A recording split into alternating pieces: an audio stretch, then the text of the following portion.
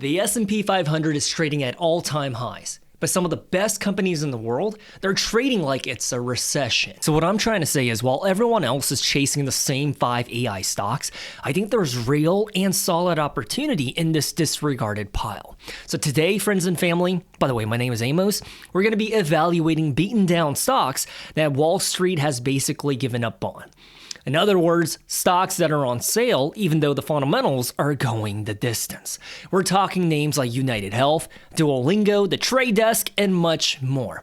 And by the end, you'll know exactly which stock on sale is a true compounder. Now, with that said, the first company that I want to talk about is UnitedHealth Group, ticker symbol UNH. When we take a look at their stock price pattern for the past 1 year, negative 31%. At a high, they were flirting with above $600 a share.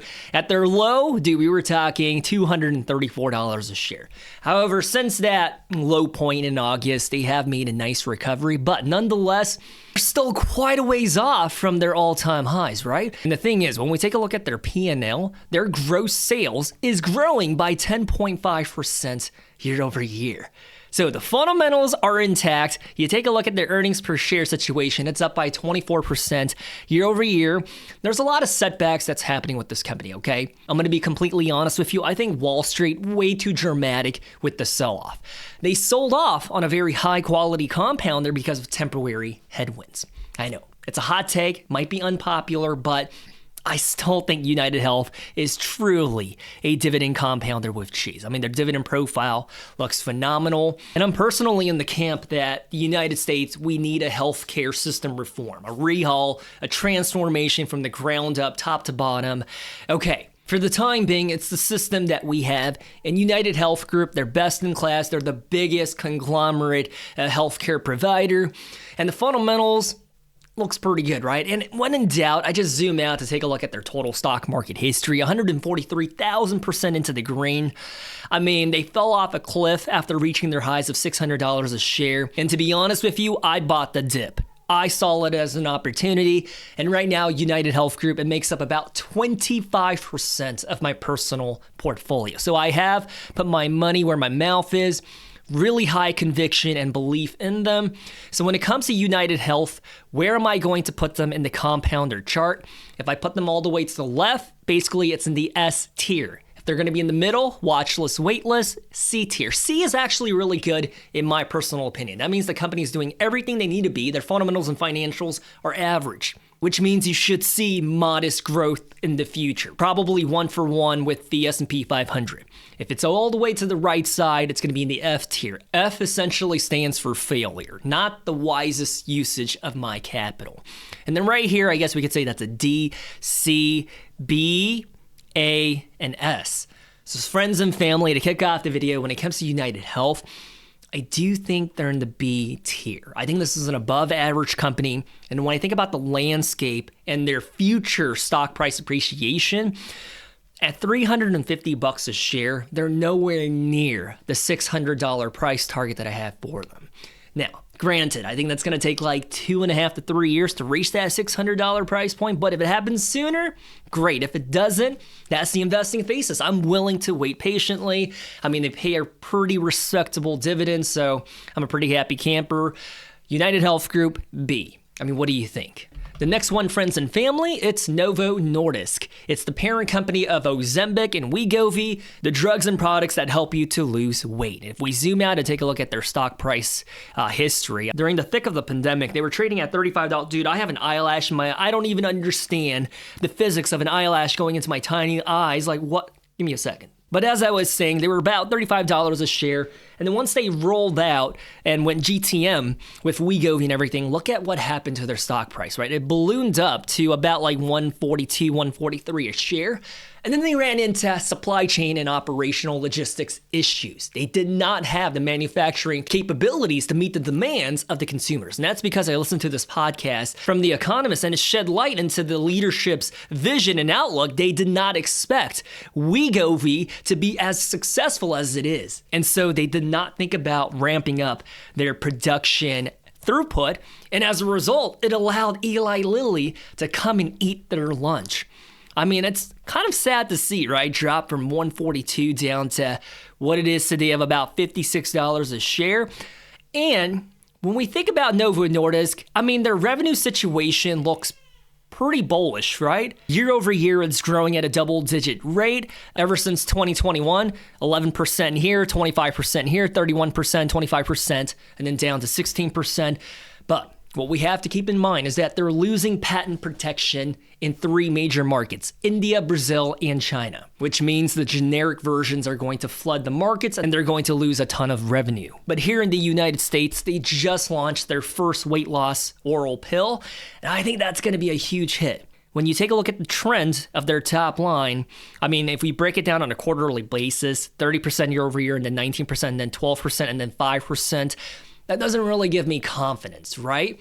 On the other hand, if you take a look at who's eating their lunch, Eli Lilly, their variety and version of the weight loss products is Zepbound. Dude, a smashing hit, and it's going in the opposite trend, right? They're also seeing a proliferation of their gross sales, but break it down on a quarterly basis, and it's only getting more and more aggressive. So friends and family, even though Novo Nordisk, they have ridiculous numbers, double-digit growth, do I feel bullish about their future?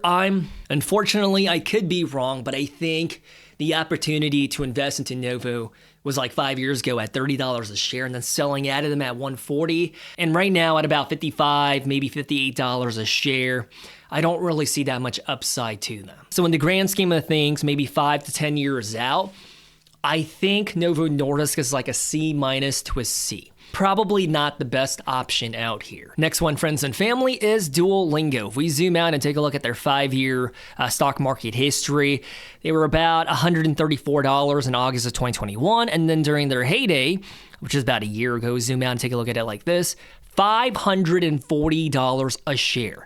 And since then, they've just been falling day after day, week after week. They had a tiny little rebound right here, and then they fell off a cliff. Personally, I prefer looking at a stock's history on Google Finance because you can do this. You can click and drag and see the percentage change from their highs. They're down 67% from their heyday. And this is a company where a lot of people feel bullish about. And I said a lot in my dedicated deep dive video about them. And you're going to hate me for this, but I really don't feel bullish about them. However, having said that, I do think their sell-off was way overblown because as we take a look at their P&L, this is just absolutely dirty. And I mean that in a good context. To see it be growing 40% year over year on an annualized basis, quarter over quarter, 41%, and then for the hedge funds and big money to be punishing them this harshly, it's crazy to witness, especially when their bottom line per share is 338% in the green year over year. Financially and fundamentally, there's a lot to like about this company, but they are not cheap.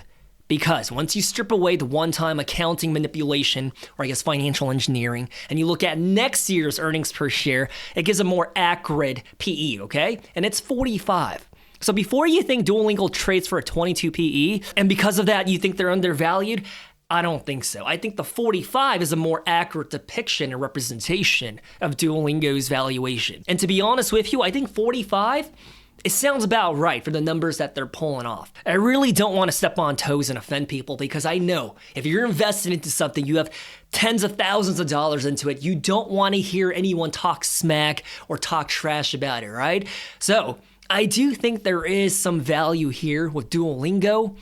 But I think in a world where relationships and human interaction are being replaced by AI tutors, call me crazy, but in the next 5 to 10 years, I think we're going to see a renaissance of us going back to the traditional modality and format of doing things the old way. And what I mean by that is we're going to see a return to the classroom movement. Just like how during the pandemic, everyone had to work out at home, like calisthenics or bodyweight fitness, like pull-ups and push-ups, as soon as those restrictions were lifted, we all went back to the gym. The reason being is that we crave the social accountability and the human-to-human touch and interaction and feedback that only another real human can provide. And I know this is really controversial to say, but I think as soon as people realize that you're not learning anything on Duolingo except a few catchphrases that you could say to impress someone at a cocktail party, dude, you will never become fluent by using just Duolingo. And I understand that it's a secondary resource, not a primary driver to grasp Mandarin or Spanish. I get that. But even as a secondary tool, they're just getting you hooked by gamifying the learning experience. You're not really learning. And I think more and more people are going to realize that and cancel their subscriptions. And I do think people are going to return to the classrooms and getting actual language textbooks in lieu of doom scrolling on Duolingo when you're sitting on the toilet for 15 minutes. Having said that, I know the numbers are really good, but I think we're going to see another Chegg experience. You want to take a look at Chegg?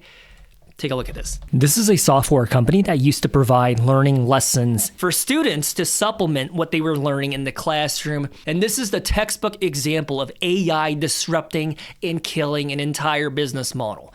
This is a company that used to be so hyped, so loved by Wall Street. And as you can see on your screen right now, I think Chegg is headed for bankruptcy.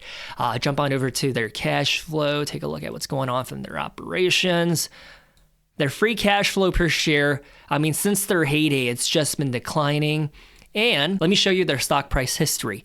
Negative 99% from 5 years. And what makes this a tragedy to witness is that at one point in February 2021, they were $113 a share. I'm not trying to be a negative Nancy, but I'm telling you, Chegg at one point, they executed numbers similar to Duolingo. As you can see, their gross sales grew at like 25%, 56% year over year. And then OpenAI and Google Gemini came into the picture and eliminated the necessity of having the secondary educational services of Chegg. I know it's controversial, but I do think that's the future fate of Duolingo. Now, do I think that's going to happen right now? No, I do think there's a lot of hype and momentum on their side, but I think the inevitable fall is coming for them. I don't know when that's going to happen, so I would argue a D minus, borderline F tier. The reason why I can't wholeheartedly put them into the F tier is because their numbers do look good for the short term. D for Duolingo, it only makes sense. And the next one, friends and family, is Brown & Brown. It's an insurance broker that, by all regards, absolutely high quality. Their financials, fundamentals, and metrics looks pretty good across the board. However, what you want to keep in mind is that the insurance bull market is slowing down. It's finally rotating into the bear cycle with the interest rate cuts. And let me stop myself before I go on a rant because I made a dedicated deep dive analysis on them not too long ago, I think like a week or two ago. But I do think Brown & Brown is a boring but beautiful business. You take a look at them 1 year out, negative 20% into the red. You take a look at their highs. I think the absolute high was like 124, and since then, negative 36%. So absolutely beaten up, but if we jump on over to take a look at their financials, it's growing at a pretty awesome rate. However, do keep in mind, a lot of that is through acquisitions and mergers. So that is something to be mindful of. But having said that, when it comes to Brown & Brown, I think they're going to be a C+, which means all else being equal, Brown & Brown versus Novo Nordisk, I'd rather go with Brown & Brown because it also helps that their dividend profile is just absolutely beautiful. A 14% dividend growth rate, 18% payout ratio. That means from their net income, their bottom line, 18% is utilized to finance the dividends, which means they have so much cash left over to do whatever they need to do to grow the business. The higher this number, the less cash that they have left over to be flexible, which is not a good look or a sound business decision. Because if you use 99.9% of your bottom line to pay out the dividends, you literally have no cash left over to take care of any setbacks, speed bumps, or for R&D, marketing, share buybacks. So the lower the number, the better. Their dividend profile is quite juicy, and they pay it out every 3 months, unlike Novo Nordisk. I do think it's every 6 months, which is kind of weird, but they're also a European-based company, so. But I ought to slam the brakes right now because their dividend growth rate is 20%. Their profile looks better than Brown and Brown, I'll be honest with you. But I think in the landscape of pharmaceuticals, I don't feel bullish about their drug pipeline right now. I mean, they're going gung-ho 100% into the weight loss and diabetes category. And I just think Eli Lilly is just smashing them right now. So to repeat myself, I do think it's a good value play, but I don't think it's a compounder. There's a clear difference between the two. And so all I'm trying to say is if you're bullish on people trying to lose weight, Eli Lilly best in class, I'd rather just go with them. Right? They have all the momentum, they have all the trajectory growth, and scientifically, their Zepbound, which is their weight loss product, it helps you to lose more weight than Wegovy. So I think people are just going to go with what works the best. And plus, in the past 5 years, 500% into the green. Next beaten up stock is Shake Shack. And this is a company that reached their absolute high back in the summertime of $140. And since then, it's just been dropping, right? We're negative 36% from their all-time highs. And they're in the business of selling overpriced burgers. But I do think it's the better version of Five Guys. If you're going to pay $10 for a single burger, you might as well go with Shake Shack. I think Five Guys, they used to be good. Besides, if you have a peanut allergy, you cannot even walk inside Five Guys because they have peanut shells all over the place. So when we take a look at Shake Shack's financials, I think it looks pretty good, right? Their revenue growth is growing at a pretty ridiculous rate year over year. However, the acceleration is slowing down. Right? 41% year over year in 2021, 21% year over year in 2022, but it's slowing down year after year. So you tell me, does this valuation make sense to you? 87 for their trading multiple and their forward PE ratio of a 59, when you can clearly see in the trend that it's slowing down. But then again, if you scroll down to take a look at the earnings per share, well, that's up by 425%. So it kind of balances it out. And up until 2024, they were free cash flow negative, but they're in the positive now. They're a profitable company. There's a lot to like about Shake Shack, but right now you have to understand that there's bearish sentiment in the market about premium fast food due to a pullback in discretionary spending and rising beef costs. But, Shake Shack on paper, they really do remind me of Wingstop. Pretty much the exact same thing as Shake Shack premium chicken wings. Take a look at their stock price history. They were $4.22 at one point, but since then they've fallen out of favor with the investors and their numbers look just as good. I would argue between the two, if I had to go with one of them, dude, I'm allergic to chicken meat. I can't even eat chicken. I'd go with Wingstop. And the reason why I compared them to Shake Shack is because they're also grossly overvalued with solid numbers. Their forward trading multiple is also a 60. But this is not a video about Wingstop. It's about Shake Shack. Having said that, I think, I do like their future trajectory. I don't think they have an economic moat. There's so many players that do exactly what they do. Wendy's, McDonald's, Burger King, Five Guys, Shake Shack, Habit Grill, In-N-Out, no economic moat. But I think if their profitability trend continues and they execute like 400, 500% year over year growth on that end, I do think Wall Street will continue to price them with a premium. Having said that, in the burger space, dude, I would rather just invest into McDonald's because not only do you invest into the burger itself, but you're investing into real estate in some of the most expensive places in the world. Because McDonald's, they own that land, they own that building, and the franchisees, they pay them that rent every month. McDonald's might as well be a REIT. So when you think about that McDonald's in Paris, or in Manhattan, New York, or in Seattle, or even in San Francisco, McDonald's owns that prime real estate, and that makes me really bullish. The next beaten up stock with really good numbers is Cohen and Steers. It's an asset management firm that specializes in real estate and REITs. So essentially, it's exactly what it sounds like. You give them your money, like $1 million or $5 million, whatever. Cohen and Steers invests it for you, and in return, they charge a management fee. But what you have to keep in mind is that most of that capital goes into publicly traded real asset investments rather than like buildings itself. Does that make sense? So they'll put your money into a REIT, something that you could just do yourself. And if you take a look at their stock price history, I think they reached the same peak in 2024 as in 2021. They were about $100 a share right there, and they were roughly $103 a share. And so from $104 a share to what they are today, negative 36% into the red. Current trading multiple is a 20, but I prefer stock analysis to be taking a look at their numbers because Google Finance does not do that. As you can see, their revenue revenue growth year over year is 11%, and the projected growth rate for next year is also going to be double digits, and the earnings per share growth is 18%. So the financially, pretty sound. Trading multiple is a 20 as we established. Forward trading multiple is a 19.8. And if you're wondering why they're selling off for the past 1 year, it's because there's a lot of fear surrounding commercial real estate, because some people genuinely think that we are in a recession. And because the government is fudging and is manipulating the numbers, we don't know if we are or not, right? And there's also other people that think AI is going to make office buildings full of humans a thing of the past. Because if AI is going to be replacing human labor, you're not going to need that office building anymore, which means those loans are going to be defaulted, which means consequently the money that you give to Cohen and Steers to put into REITs is also going to suffer. So it's kind of like a trickle effect, a domino effect. I don't really buy into that opinion because I think the hot markets are still thriving and business is still booming. But the reason why I don't feel too optimistic about Cohen and Steers is that more and more investors like you and I, we're managing our own portfolios instead of paying companies like T. Rowe Price and Cohen and Steers to do it.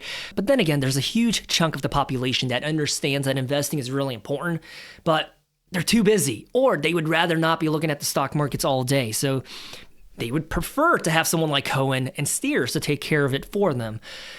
A lot of factors to take into account, but something that I do want to show you is their dividend profile. I didn't mention this, but if you look at the history, they usually pay a ridiculously high special dividend every year or so, but they paused ever since 2023 because their business has been stalling for the past 3 years. That is something to consider. So when it comes to Cohen and Steers, I think I'm going to have to give them a D, slightly ahead of Duolingo, because DIY investing is a growing movement. And this is not financial advice, but you can't go wrong by just investing into SCHD and VU with minimal fees and to just call it a day. That would put you like, 12 to 15% CAGR year after year, while also getting a 3 to 4% dividend yield. So Cohen and Steers, their fundamental business model, I don't think it's bad, but the trajectory of their future, of people handing their money to them, I'm like, you know what I mean? Then again, if you were holding a hammer next to one of my kneecaps, you're going to smash it, and you're forcing me to pick between the two of them in the D category. Dude, this is going to be so controversial, but I'd rather go with Cohen and Steers. So I'm going to increase the gap between them. D- for Duolingo, D+ for Cohen and Steers. Just so you can see there's a clear difference between the two. And the next beaten up stock with really good double-digit numbers is Salesforce. January of 2025, they were $360 a share, and now they're negative 27% from their all-time highs. Look, I just made 2 videos about economic moats. I genuinely believe that Salesforce is the textbook definition of high switching costs, economic moat, but also the ecosystem competitive advantage. Textbook poster child. I'm personally really bullish on Salesforce, but believe it or not, at the end of 2025, which is last year, I say at the end, like a few weeks ago, I sold out of them at $265 a share. However, with that said, I will be buying back in if they go on a significant dip. So I'm just waiting. Salesforce, despite all of the narrative and speculation that their business model is going to be degraded by AI, you take a look at their earnings per share growth, and it is just absolutely bonkers. A rate that makes the nipples a little sweaty, okay? So huge fan of this company. When it comes to giving them a grade on the compounder chart, I think Salesforce is going to be a B. I think right next to UnitedHealth Group. I think between the two of them, it's really hard to say who's going to be the better compounder in the next 5 to 10 years. I think peers. Now, having said that, I think we'll stop here for now. In part 2, we'll go over 7 more high-quality compounders that are on sale. So if that sounds good with you, I'll talk to you next time. See you guys.